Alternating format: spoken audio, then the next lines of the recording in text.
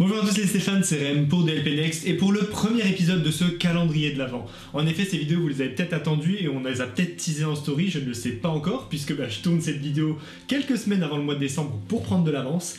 Mais on est aujourd'hui au premier jour du calendrier de l'Avent DLP Next. Ce calendrier de l'Avent DLP Next, qu'est-ce que c'est? 24 vidéos, une par jour, où on va retracer un peu toute l'histoire du parc Disneyland Paris. Pas forcément dans l'ordre, on va voir un événement par jour et on commence aujourd'hui avec cette première vidéo. Générique, c'est parti!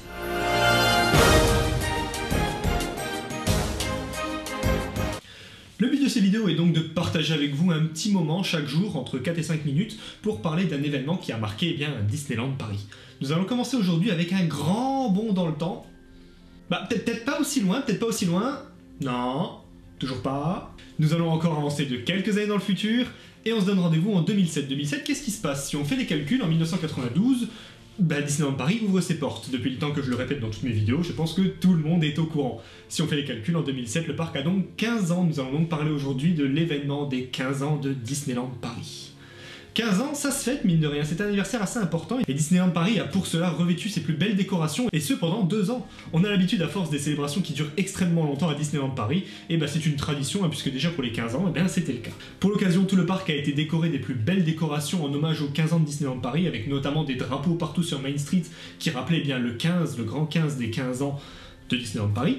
Il y avait également de nombreuses autres décorations sur Main Street ainsi que sur le château. Nous allons venir tout de suite au château. Le château, pour le décorer, ils avaient mis le paquet. Il y avait un grand ornement 15 qui ornait la porte d'entrée du château, vraiment quelque chose de très massif et qui prenait beaucoup de place, qui était magnifique. Il y avait également des petites statuettes sur chacun des petits toits du château de la Belle au Bois dormant. Alors il y avait notamment Tic et Tac, il y avait également Pinocchio et tout en haut il y avait la Fée Clochette. Au total il y en avait donc 15 qui s'illuminait une fois la nuit tombée. Cela rendait vraiment magnifique sur le château, surtout qu'il y avait également une genre de guirlande en LED qui faisait tout le tour de la tour principale et qui donnait vraiment au château une espèce de prestance qui était vraiment incroyable. Pour l'occasion, vous vous en doutez bien, Disneyland Paris a voulu quand même marquer le coup et ils ont fait un petit spectacle d'ouverture des 15 ans. Alors pour ce faire, ils ont mis le paquet niveau pyrotechnie. Quand je vous dis le paquet, oubliez Dream, oubliez Illumination, on parle vraiment du paquet, puisque ils ont fait un feu d'artifice énorme pour cette ouverture, et ils ont également mis en place une scène devant le château où tous les personnages iconiques de Disneyland Paris sont venus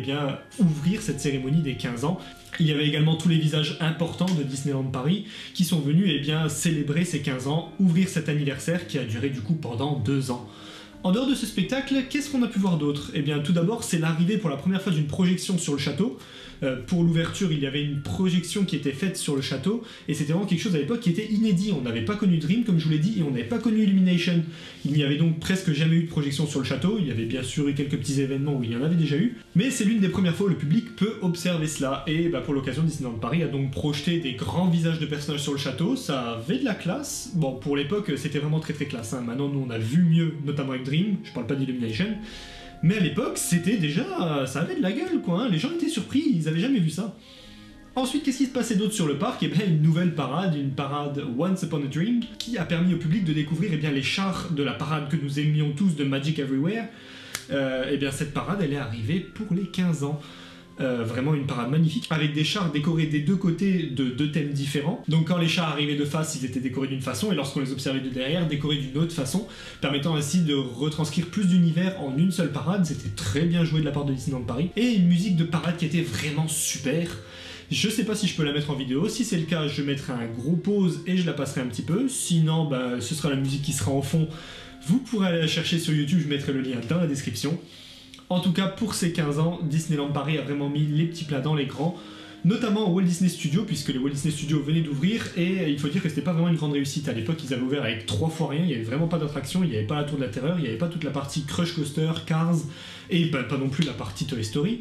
Il y avait vraiment 3 fois rien, il n'y avait pas grand chose, et c'est au cours des 2 ans de cérémonie, des 15 ans de Disneyland Paris, que les Walt Disney Studios se sont agrémentés de la Tour de la Terreur, de Crush Coaster, de Cars 4 roues, et des tapis volants d'Aladin.